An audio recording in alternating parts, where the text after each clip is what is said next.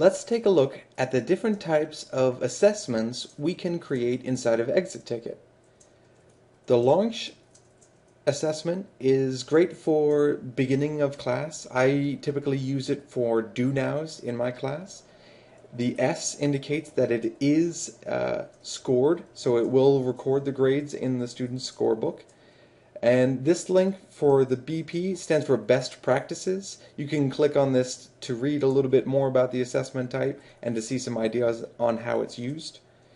The poll is a single question, ungraded assessment.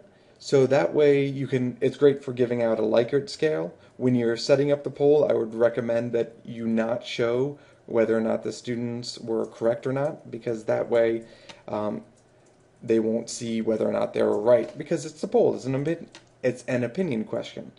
Similar for practice, it's an ungraded assessment that meant to check whether or not your students are understanding the material, usually ideal for a brand new type of content, and that way you can see which part of this new material the students are getting and what they're not. The exit assessment is where we get our name, ExitTicket.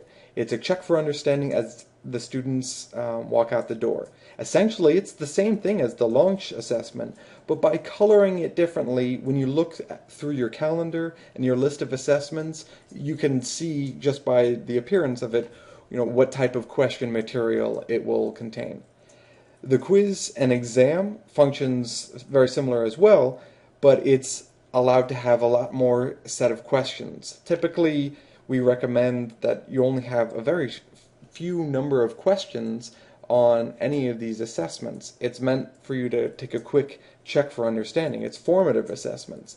This color is indicative of the summative assessment. So if you do want to use ExitTicket for summative assessments, you can.